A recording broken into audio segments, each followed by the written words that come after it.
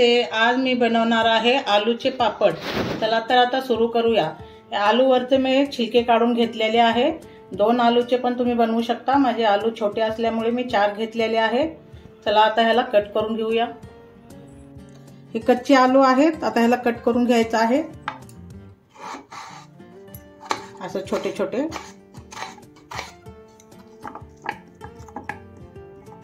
अशाच प्रकारे सगळे कट करून घ्यायचं आहे आणि पाण्यात टाकून घ्यायचं आहे। पाण्यात नाही टाकल्यावर काळे पडतात म्हणून पाण्यात टाकायचं आहे।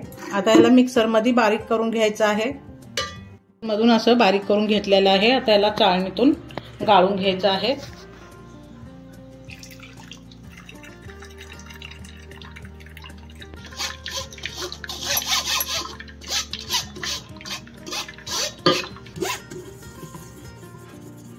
अशा प्रकारे घेतलेलं आहे गाळून। पाटीनं आता ह्याला मोजून घ्यायचं आहे मिश्रण किती झालेलं आहे ते।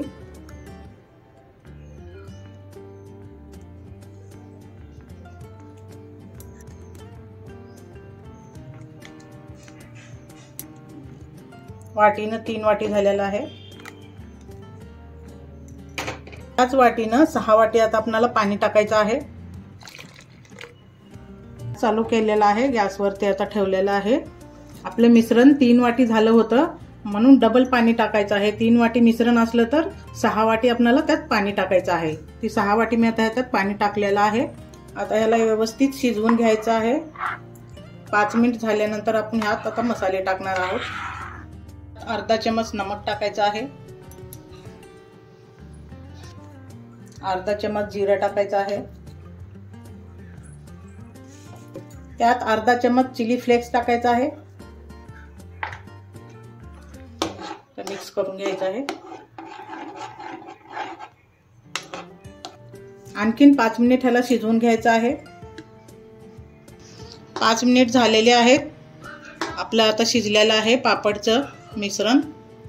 ह्याला थंड करून आता आपल्याला पापड टाकून घ्यायचं आहे। शिजलेलं आहे, आता आपण पापड घालून घेऊया।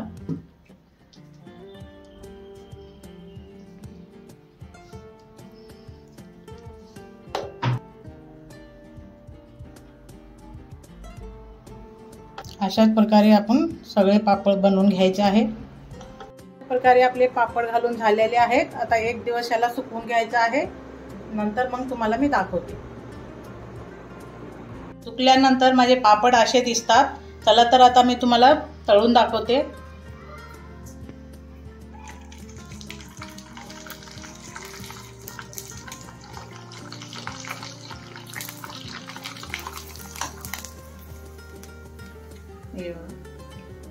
अशा प्रकारे मस्त फुलून येतात।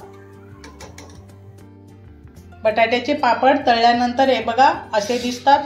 खूपच छान झालेले आहेत। एक वेळेस नक्कीच करून पहा। आवडले असेल तर लाईक करा, शेअर करा, कमेंट करा। मस्त पातळ पातळ झालेले आहेत।